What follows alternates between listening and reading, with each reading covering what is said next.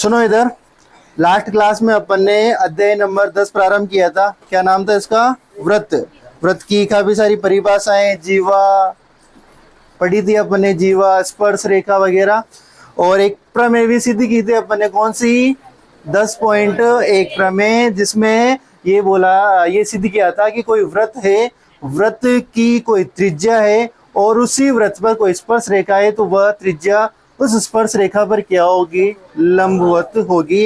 ये अपन ने कल की प्रमेय में सिद्ध किया था। आज अपन उस प्रमेय के आधार पर 10.1 करेंगे, और हो सकता है ये आज आपकी लास्ट क्लास है दिवाली से पहले, ठीक है ना। तो आज के बाद से फिर तुम्हारी 4 दिन का ऑफ है, छुट्टियां हैं दिवाली की, और दिवाली की आप सबको हार्दिक शुभकामनाएं, ठीक है। इसी के साथ अपन प्रश्नावली जो 10.1 है उसको प्रारंभ करते हैं ना। आज की एक्सरसाइज 10.1, इसका पहला क्वेश्चन देखो क्या कह रहा है। देखो मैंने कहा था कि जो भी मैं परिभाषाएं लिखाऊंगा, कुछ लाइनें लिखाऊंगा, वो सबके क्वेश्चन बन रहे हैं। अब देखो यहाँ पे कम क्वेश्चन बन रहे होंगे भले, परंतु एग्जाम में इनसे ज्यादा भी क्वेश्चन बनाए जा सकते हैं। जितने किसने बनाए वो बना दिए सामने आपके, पर इनके अलावा एक्स्ट्रा, क्योंकि मैंने कल काफी सारा लिखवा दिया था आपकी थ्योरी में, तो और भी क्वेश्चन बन सकते हैं इनके अलावा। देखो पहला देखो, एक व्रत की कितनी स्पर्श रेखाएं हो सकती है? बोलो। अनंत हो सकती है। अगर यहाँ पे क्वेश्चन देखो, मैंने पूछा था, ये कल भी पूछा था कि एक व्रत की कितनी स्पर्श रेखाएं हो सकती है, तो अनंत। तो पहले का आंसर कितना हो जाएगा आपके? अनंत हो जाएगा, ठीक है ना। अब इधर सुनो, ये तो अनंत हो जाएगा, परंतु यहाँ भी क्वेश्चन चेंज हो क्या था कि एक व्रत के किसी एक बिंदु पर कितनी स्पर्श रेखाएं खींची जा सकती है? तो एक। अगर एक बिंदु की बोला जाए तो एक, और एक पूरे व्रत के लिए बोला जाए तो फिर अनंत की, क्योंकि एक व्रत पर अनंत बिंदु स्थित होते हैं, तो अनंत रेखाएं खींची जा सकती है। अब क्वेश्चन नंबर 2 आ रहा है, रिक्त स्थानों की पूर्ति कीजिए। किसी व्रत की स्पर्श रेखा उसे बिंदुओं पर प्रतिच्छेद करती है। कितने बिंदुओं पर प्रतिच्छेद करेगी? एक। तो इसमें जो दूसरा है, दूसरे का पहला खाली स्थान है, उसमें कितना आ जाएगा? एक बिंदु पर क्या करेगी? स्पर्श बिंदु पर प्रतिच्छेद करेगी, ठीक है। क्वेश्चन नंबर इसी का दूसरे का दूसरा देखो, व्रत को 2 बिंदुओं पर प्रतिच्छेद करने वाली रेखा को छेदक रेखा, कौन सी रेखा कहते हैं? देखो कल का पढ़ा है तो ये आ जाएंगे आपको। कौन सी रेखा होगी? वो छेदक रेखा। अगर मैं इसी में यूं कहूं कि व्रत को 2 बिंदुओं पर प्रतिच्छेद करने वाला रेखाखंड, अगर रेखाखंड आएगा तो जीवा, और रेखा आएगा तो छेदक रेखा। आ जाइए बात समझ में। देखो और भी क्वेश्चन बन सकते हैं, इसीलिए कह रहा था मैं। तीसरा देखो क्या कह रहा है, एक व्रत की समांतर स्पर्श रेखाएं हो सकती है? 2। कैसे होगी समझाओ मेरे को, ये मैंने शायद नहीं बताया होगा कल आपको। कितनी आएगी मतलब? 2। कितनी रेखाएं हो सकती है? वो 2 समांतर। अब देखो क्या कह रहा है, सुनो, एक व्रत की समांतर स्पर्श रेखाएं हो सकती है। देखो स्पर्श रेखा भी हो और वो स्पर्श रेखाएं आपस में क्या हो? समांतर, ठीक है। चलो अब आपको ये तो पता है कि एक व्रत पर अनंत स्पर्श रेखाएं खींची जा सकती है। आपने रट के तो क्या पता देख के बोला, जाने कैसे बोला, पर आप मेरे को समझाओ कि ये 2 कैसे आया। ये तो सुनो, चलो मैं एक स्पर्श रेखा तो खींचता हूं, ये लो एक स्पर्श रेखा खींच दी, ठीक है। अब इसके समांतर होने के लिए एक और स्पर्श रेखा खींचनी चाहिए मेरे को। अगर मैं उस स्पर्श रेखा को यहाँ खींचू तो फिर ये क्या समांतर होगी? क्या नहीं होगी। यहाँ खींचू तो, यहाँ खींचू तो, ऐसी जगह खींचो ना जो इसके समांतर हो। तो ऐसी जगह जस्ट इसके सामने, मतलब यहाँ से देखो ये इसका क्या होगा? ये केंद्र, और ये यहाँ पे अगर मैं इसको केंद्र को यहाँ से केंद्र से होते हुए एक रेखाखंड खींच दूं, तो ये इसका क्या हो जाएगा? व्यास। और व्यास के इस बिंदु पे अगर मैं एक और स्पर्श रेखा खींच दूं, तो यहाँ पे 90 डिग्री, यहाँ पे 90 डिग्री, ये दोनों स्पर्श रेखाएं है और ये आपस में क्या है? समांतर। इसके अलावा आप दूसरी नहीं खींच सकते, ये एक ही पेड़ होगा। इसलिए वहां पे आंसर क्या है आपने? एक व्रत की 2 समांतर, दो समांतर स्पर्श रेखाएं हो सकती है। अजय बात समझ। इसके बाद देखो 4th वाला, हाँ, वृत्त तथा उसकी स्पर्श रेखा के उभयनिष्ठ बिंदु को इसकी भी परिभाषा लिखवाई थी मैंने, क्या आएगा, स्पर्श बिंदु। आ जाएगी बात समझ में। तो ये चारों, एक तो ये और ये चार, ये इनको जल्दी से सोल्व करो, मतलब उतार लो, फिर आगे क्वेश्चन नंबर 3 करते हैं ना। उतार लिए। अब इसके बाद क्वेश्चन नंबर 3 करते हैं ना। सीधा सा क्वेश्चन है। वैसे क्वेश्चन नंबर 3 को अगर आप देखोगे तो बस ऐसे थ्योरी के रूप में दे दिया, बाकी ऐसे क्वेश्चन को अपन अध्याय नंबर 8 मैंने जब प्रारंभ किया था तब मैं काफी सारे क्वेश्चन करवा चुका हूँ। क्वेश्चन नंबर 3 को अगर आप देखोगे तो देखो क्या कह रहा है, सुनो। 5 सेमी त्रिज्या वाले एक वृत्त, 5 सेमी त्रिज्या, पहले एक वृत्त बनाओ, ठीक है। ये मैंने वृत्त बनाया और इसकी त्रिज्या कितनी ले ली मैंने, 5 सेमी की त्रिज्या ले ली, ठीक है। 5 सेमी त्रिज्या वाले एक वृत्त के बिंदु P पर स्पर्श रेखा, ये बिंदु P पर स्पर्श रेखा PQ, ये लो स्पर्श रेखा है तो यहां से देखो, या तो स्पर्श रेखा इधर खींच सकता हूं मैं, या फिर स्पर्श रेखा को ऊपर खींच सकता हूं। और ये मैंने स्पर्श रेखा खींच दी, PQ खींच दी। क्या कह रहा है, जैसे जैसा उसने कहा वैसा काम किया कि 5 सेमी त्रिज्या वाले वृत्त, 5 सेमी का त्रिज्या का वृत्त खींचा, उस पे कहा कि बिंदु पर P स्पर्श रेखा, वृत्त के बिंदु P पर स्पर्श रेखा PQ केंद्र O से जाने वाली रेखा, केंद्र O, अब ये केंद्र O से जाने वाली रेखा से बिंदु Q पर इस प्रकार मिलती है। यानी ये स्पर्श रेखा बिंदु O से यानी केंद्र से जाने वाली रेखा से इस प्रकार मिलती है, इस प्रकार मिलती है कि O से Q ये कितना सेमी हो जाएगा, 12 सेमी है। O से Q का जो वैल्यू है वो कितनी है, 12 सेमी। सेमी PQ की लंबाई ज्ञात करो, P से Q की क्या ज्ञात करनी है आपको, लंबाई। दैट मीन्स स्पर्श रेखा की क्या ज्ञात करनी है आपको, लंबाई ज्ञात करनी है। इधर बताओ मेरे को, ऐसा सवाल पहले कर चुके हो क्या आपने, कल की प्रमेय में सिद्ध किया कि ये एक स्पर्श रेखा है और ये स्पर्श रेखा, ये क्या है, त्रिज्या। ये त्रिज्या इस स्पर्श रेखा पर क्या होती है, लंब होती है ना। तो अपन कह सकते हैं कि OPQ यहाँ पे जो बनने वाला कोण है कितने डिग्री का, 90 डिग्री, क्योंकि ऐसी प्रमेय कल सिद्ध कर चुके हैं। अगर ये 90 डिग्री का है तो OPQ एक समकोण त्रिभुज हो गया, समकोण त्रिभुज हो गया तो ये 90 डिग्री के सामने की भुजा ये क्या हो गई, कर्ण हो गई। ये फिर इनमें से आधार मान सकते हैं या फिर लंब मान सकते हैं, और तो फिर अपन वही पाइथागोरस प्रमेय लगा के PQ की क्या निकाल लेंगे, लंबाई, ठीक है। करें, देखो दिया है O केंद्र वाले वृत्त में OP बराबर 5 सेमी त्रिज्या है तथा OQ बराबर 12 सेमी है, ठीक है। आ जाएगी बात समझ में। इसके बाद आपको ज्ञात करना है, ज्ञात क्या करना है आपको, PQ कोष्ठक में क्या लिख सकते हो इसको, स्पर्श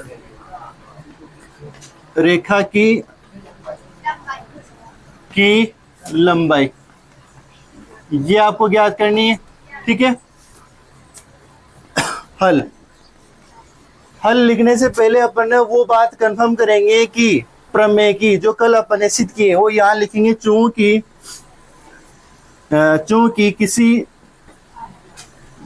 किसी वृत्त की स्पर्श रेखा वृत्त उसी वृत्त की त्रिज्या पर क्या होती है, लंब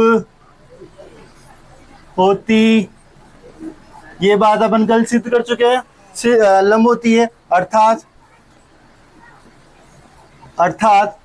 अपन क्या बोल सकते हैं कि OP लंब है किस पे, पी क्यू पर, या अपन क्या बोल सकते हैं कि कोण ओ पी क्यू बराबर कितना डिग्री, 90 डिग्री, ये बोल सकते हैं ना।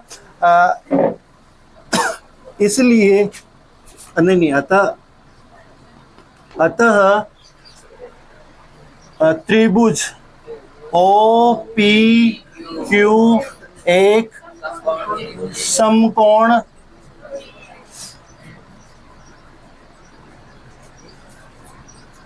त्रिभुज है। ये एक त्रिभुज कौन सा हो गया, समकोण त्रिभुज। समकोण तब पाइथागोरस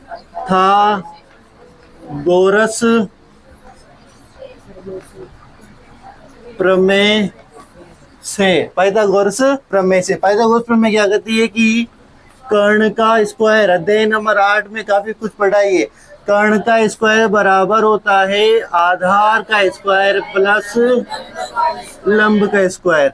ठीक है, अब ये बताओ कर्ण, देखो समकोण के सामने की भुजा कर्ण, तो ओ क्यू का स्क्वायर कर दो।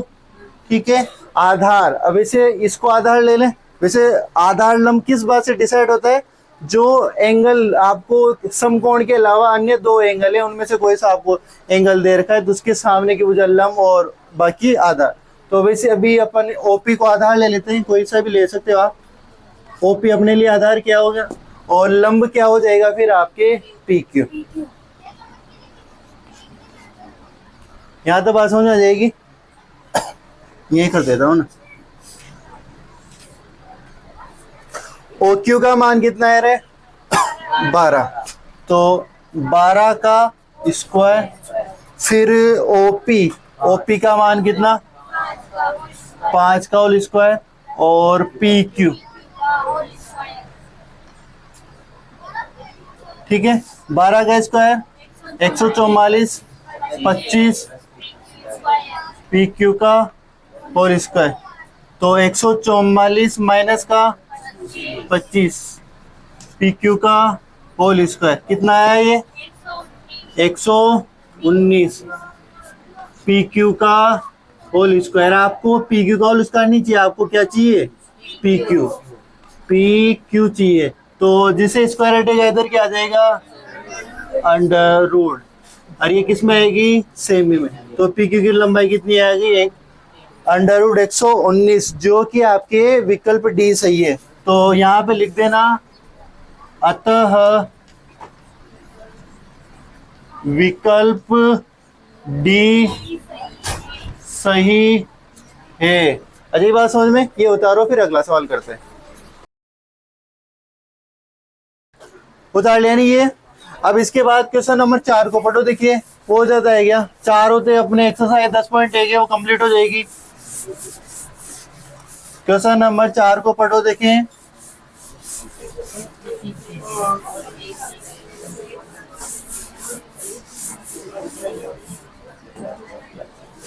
क्या कह रहा है। क्वेश्चन नंबर 4, एक वृत्त खींचिए और एक दी गई रेखा के समांतर, देखो एक वृत्त खींचिए,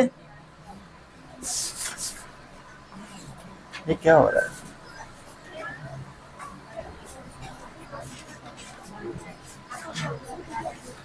ठीक है एक वृत्त खींचिए। ठीक है, उसने कहा कि एक दी गई रेखा, एक और रेखा खींच दीजिए, एक वृत्त खींचो और एक क्या, वो दी गई रेखा, एक रेखा थी उसने, दी गई रेखा के समांतर। अब इस रेखा के समांतर दो ऐसी रेखाएं खींचिए। देखो एक तो वृत्त दे दिया, एक ये रेखा दे दी, इस रेखा के समांतर दो ऐसी रेखाएं खींचिए कि उनमें से एक स्पर्श रेखा हो, यानी इसके समांतर दो समांतर रेखाएं खींचनी है अपन को, उनमें से एक तो स्पर्श रेखा होनी चाहिए और एक क्या होनी चाहिए, दूसरी छेदक रेखा हो। तो देखो ये वृत्त, अब इसके समांतर में कोई रेखा दूसरी खींच रहा हूं, बाकी वो दूसरी रेखा खींच रहा हूं, वो एक तो इसके क्या होनी चाहिए समांतर, और इस वृत्त के लिए क्या होनी चाहिए, स्पर्श रेखा। तो एक रेखा तो यहाँ खींच सकते हो। तो क्या ये दोनों रेखाएं आपस में समांतर हुई कि नहीं हुई, हो गई ना। क्या ये वाली रेखा इसके लिए स्पर्श रेखा हुई कि नहीं हुई, हो गई। एक रेखा के लिए तो बात होगी, ये पहली रेखा खींची, आप दूसरी रेखा एक और खींचो, जो इस रेखा के लिए क्या हो, समांतर रेखा हो, और इस वृत्त के लिए क्या हो, वो छेदक रेखा। तो क्या करो, यहाँ खींच दो। ठीक है, तो अब ये बताओ, क्या ये रेखा और ये रेखा आपस में समांतर हुई कि नहीं हुई? हो गई ना, ये दोनों रेखाएं समांतर जो उसने दी थी, ये रेखा समान, ये दोनों समांतर हो गई। क्या ये वाली रेखा इस वृत्त के लिए छेदक रेखा हो गई क्या? तो बस क्वेश्चन नंबर 4 कंप्लीट।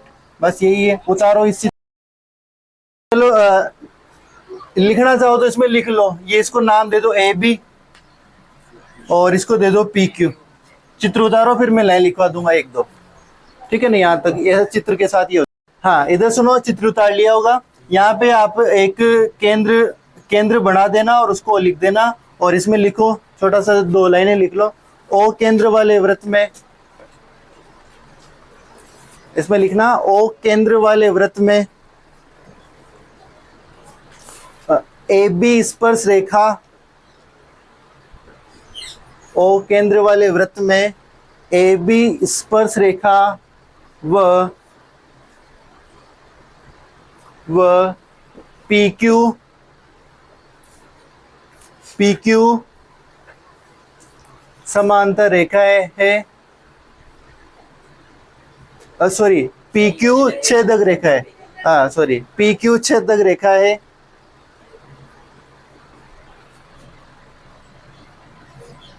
छेदक रेखा है जो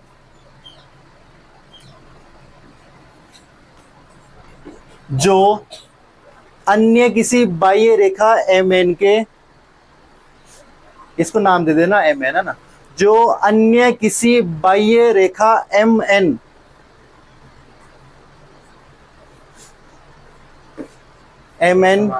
के समांतर है। आ जाइए बात समझ में। तो इस एम एन के ये समांतर भी हो गई, और ये ए बी है वो स्पर्श रेखा हो गई, जो पी क्यू है वो क्या हो गई, छेदक रेखा। तो इसी के साथ जो एक्सरसाइज 10.1 है वो कंप्लीट होती है। और अपन अब क्या करते हैं, इस अध्याय की मोस्ट इंपोर्टेंट प्रमेय 10.2, प्रमेय कौन सी, 10.2 को सिद्ध कर दें, है ना। ये आज का ये लास्ट रहेगा अपना, और इसको सिद्ध कर लेते हैं। बाकी मैं इसको सिद्ध करने से पहले देखो, कुछ एक बातें जो इन फ्यूचर आगे कभी कंपटीशन एग्जाम में पूछ ली जाती है। देखो, अगर तुम कहोगे लिखवाना हो तो लिखवा दूंगा, बाकी बस ऐसा ही क्वेश्चन पूछ रहा हूँ। इधर सुनना, कोई व्रत है, सुनो, कोई व्रत है, ठीक है, इस व्रत के एक बिंदु में अंदर ले रहा हूं, ठीक है, इसी व्रत पर एक बिंदु में ले रहा हूं, इसकी परिधि पर ले रहा हूं, ठीक है, और एक बिंदु में एक ऐसा व्रत है, इस व्रत पर एक बिंदु ले रहा हूं बाहर, कहीं पे, यहाँ पे कहीं पे भी ले लो, ठीक है। तो ये बताओ मेरे को, इस बिंदु से, जो व्रत के अंदर बिंदु है, उस बिंदु से क्या इस जो व्रत है, इस पर स्पर्श रेखा कितनी संख्या में खींची जा सकती है, यानी कितनी स्पर्श रेखाएं खींची जा सकती है जो व्रत के अंदर बिंदु हो, व्रत के अंदर बिंदु हो, उस बिंदु से कितनी स्पर्श रेखाएं खींची जा सकती है? खींची जा सकती है क्या? नहीं। तो एक भी स्पर्श रेखा नहीं खींची जा सकती, ठीक है ना। व्रत के अंत बिंदु से व्रत पर कोई स्पर्श रेखा नहीं खींची जा सकती, ये अपनी लाइन लिख लेंगे, ठीक है। ये बताओ, व्रत पर स्थित बिंदु से कितनी स्पर्श रेखाएं खींची जा सकती है? ये अपन 10.1 में स्पष्ट पढ़ा है कि व्रत पर अगर कोई एक बिंदु है तो उससे कितनी स्पर्श रेखाएं खींची जा सकती है? एक। तो व्रत पर स्थित एक बिंदु से एक स्पर्श रेखा खींची जा, यहाँ कोई नहीं खींच सकते, यहाँ एक ही सकते हैं। ये बताओ, व्रत के बाहर स्थित बिंदु से कितनी स्पर्श रेखाएं खींची जा सकती है? कितनी खींची जा सकती है? 2। इसका ध्यान रखना। अगर यहाँ बिंदु है तो ये देखो, ये स्पर्श रेखा यहाँ खींची जा सकती है, और अगर यहाँ बिंदु है तो देखो एक और यहाँ भी खींची जा सकती है, ये यहाँ भी स्पर्श कर लेगी। यहाँ देखो, इस बिंदु से इस व्रत पर ओनली, मात्र केवल 2 स्पर्श रेखाएं, इस बिंदु से एक तो यहाँ वाली ये स्पर्श रेखा, और इस बिंदु से यहाँ ये वाली स्पर्श रेखा खींची जा सकती है। तो ये तीनों बातें लिखवा दो, 3 लाइनें होगी, काम आती है कभी फ्यूचर में। तो बस ऐसे 10.2 तो खत्म हो ही गई। 10.1 हेडिंग करके नॉर्मल ऐसे ही लिख लो, तुम तो नोट लगा के लिख लो। चलो, note number 1, note number 2, note number 3। पहला लिखो, लिखना, व्रत के हाँ पहले लाइन लिखो फिर चित्र बनाना बाद में।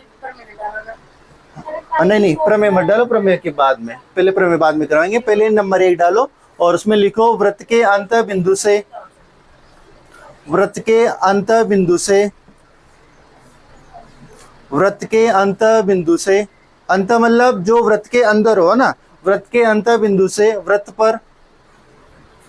पर कोई स्पर्श रेखा, वृत्त पर कोई स्पर्श रेखा नहीं खींची जा सकती।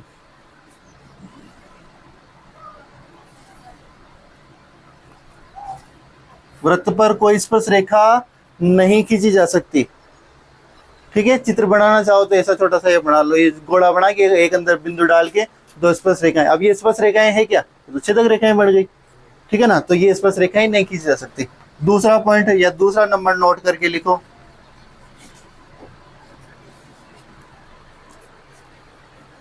लिखो दूसरा। इसमें लिखना वृत्त पर स्थित बिंदु से, वृत्त पर स्थित बिंदु से वृत्त पर स्थित बिंदु से केवल एक स्पर्श रेखा खींची जा सकती है। वृत्त पर स्थित बिंदु से केवल एक स्पर्श रेखा खींची जा सकती है। चित्र बनाना चाहो तो ये बना लेना और ये स्पर्श रेखा बना देना एक। ठीक है ना, ये चित्र हो जाएगा और ये एक वृत्त पे क्या हो जाएगी, एक स्पर्श रेखा। ठीक है, छोटा सा ये चित्र बना लो वहीं पे, तो ध्यान भी रहे चित्र से। फिर नोट नंबर 3 करके लिखना,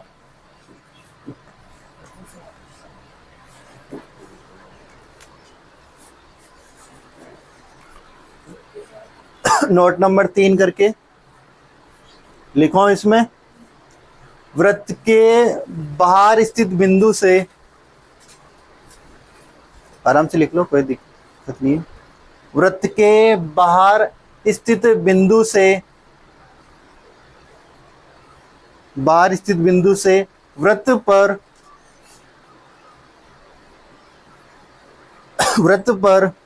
केवल 2 स्पर्श रेखाएं खींची जा सकती है। वृत्त पर केवल 2 स्पर्श रेखाएं खींची जा सकती है। वृत्त पर केवल कितनी स्पर्श रेखाएं खींची जा सकती है, 2 स्पर्श रेखाएं खींची जा सकती है। ठीक है, डायग्राम वो हाँ ये बना लेना। ऐसा वृत्त, कोई बाहर बिंदु लेना, इससे ये स्पर्श रेखा और ये स्पर्श रेखा। ठीक है, जैसे अभी सेम डायग्राम वाला अपन प्रमेय सिद्ध करने जा रहे हैं 10.2। ठीक है, ऐसा डायग्राम बना।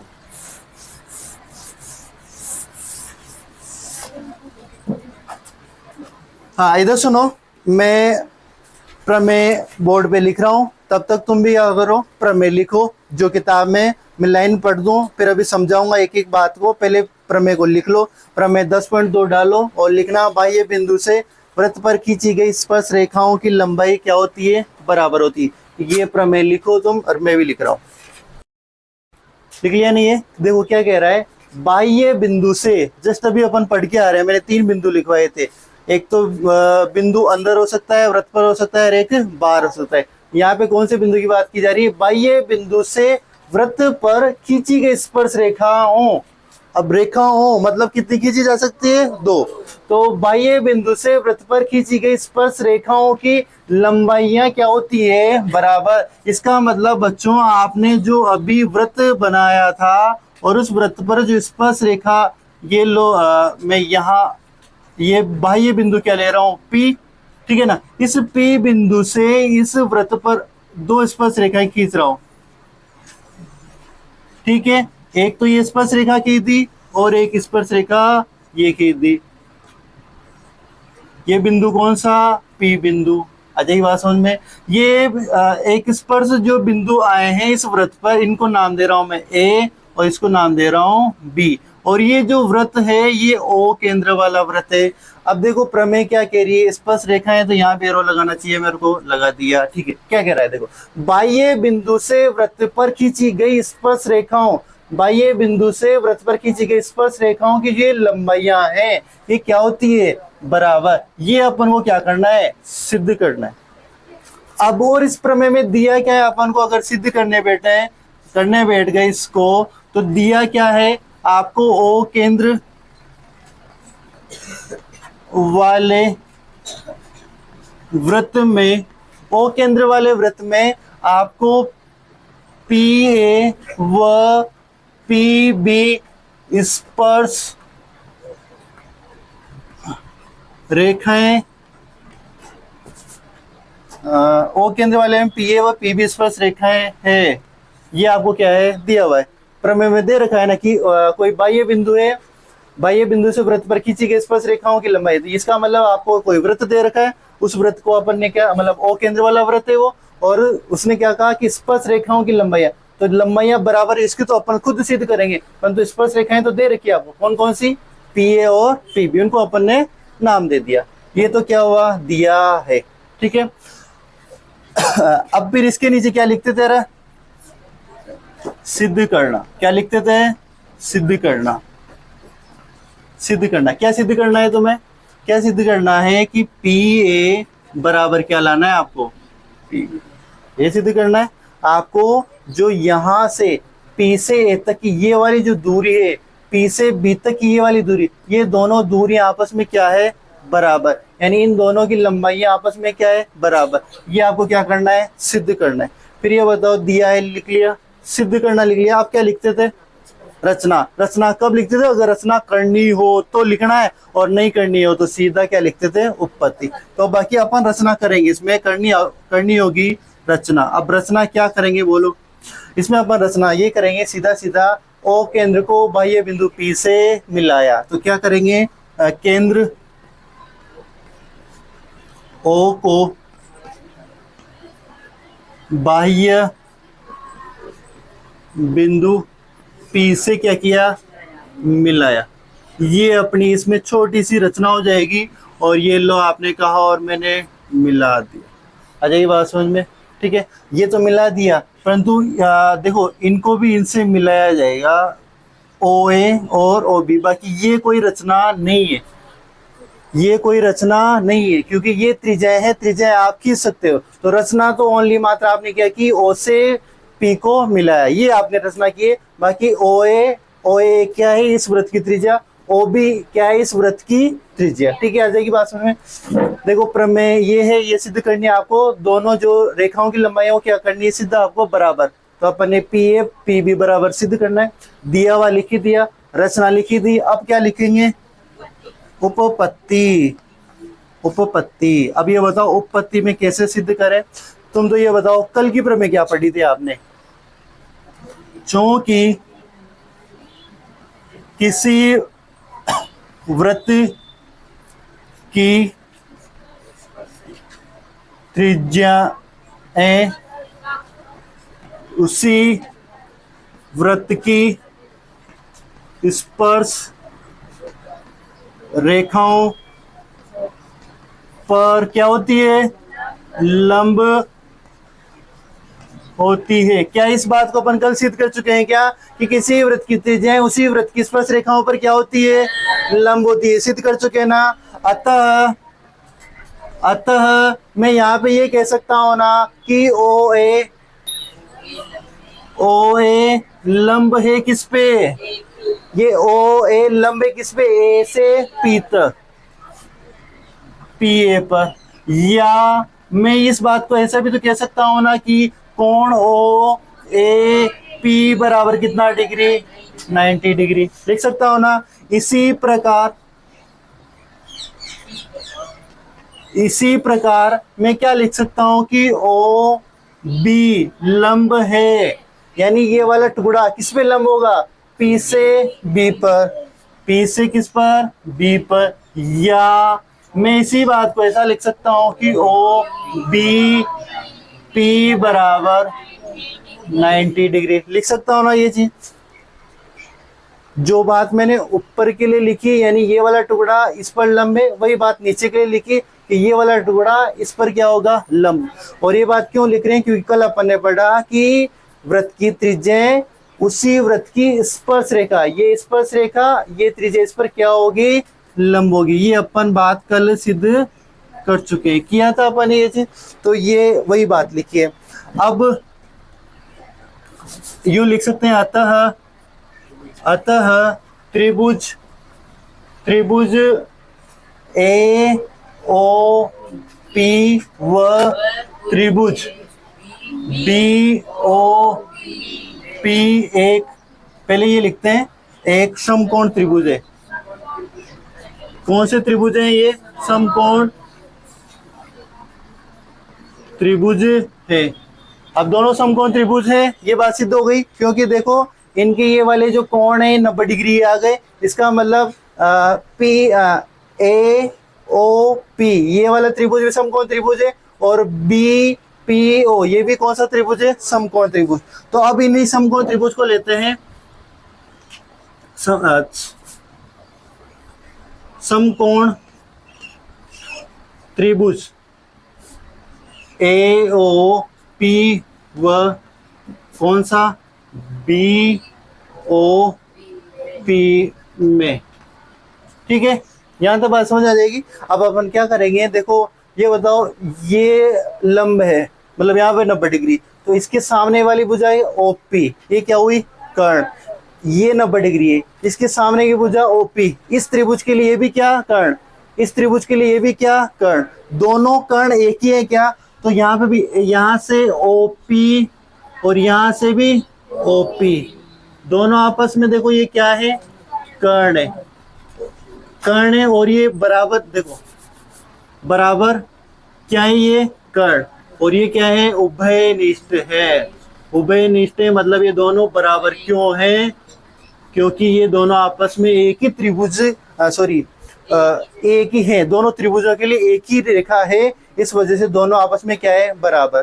क्या इनमें ये बताओ मेरे को, ओ ए, क्या ओ ए ये वाला टुकड़ा क्या इस वाले टुकड़े के बराबर होगा क्या, ओ ए बराबर क्या ओ बी होगा क्या, क्यों होगा,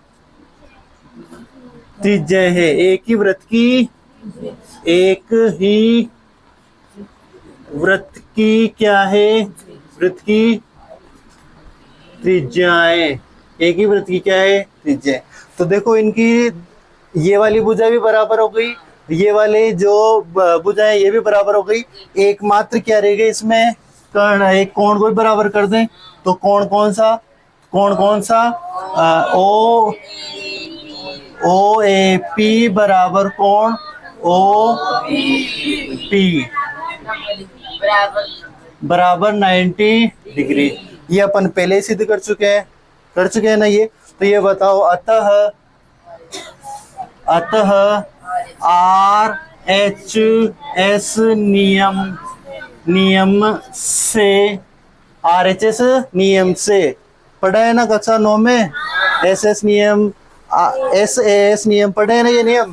तो ये आर एच एस नियम से कौन से दो त्रिभुज सर्वांग हो गए, आर एच एस नियम से त्रिभुज ए ओ पी, सर्वांग सम का चिन्ह ये होता है, त्रिभुज कौन सा, बी ओ पी। ठीक है, दोनों त्रिभुज क्या हो गए, सर्वांग सम। अतः त्रिभुज के सभी संगत अवयव बराबर होंगे। त्रिभुज के सभी संगत अवयव क्या होंगे, बराबर। इसलिए पी ए बराबर क्या होगा, इसका मतलब इस त्रिभुज की ये वाली भुजा और इस त्रिभुज की ये वाली भुजा आपस में क्या होगी, पी ए बराबर क्या होगी, पी बी। अरे यही तो सिद्ध कर रहे थे अपन, क्या लिख दोगे, इति सिद्धम। यहाँ तक उतारो, फिर आगे करते हैं, आगे नहीं आती है लास्ट। ठीक है, फिर इसके बाद उतारना और फिर दिवाली की छुट्टियां मनाना। आज के लिए लास्ट है, इसके बाद अपन मिलते हैं कितनी तारीख को, 4 तारीख को। ठीक है। ओके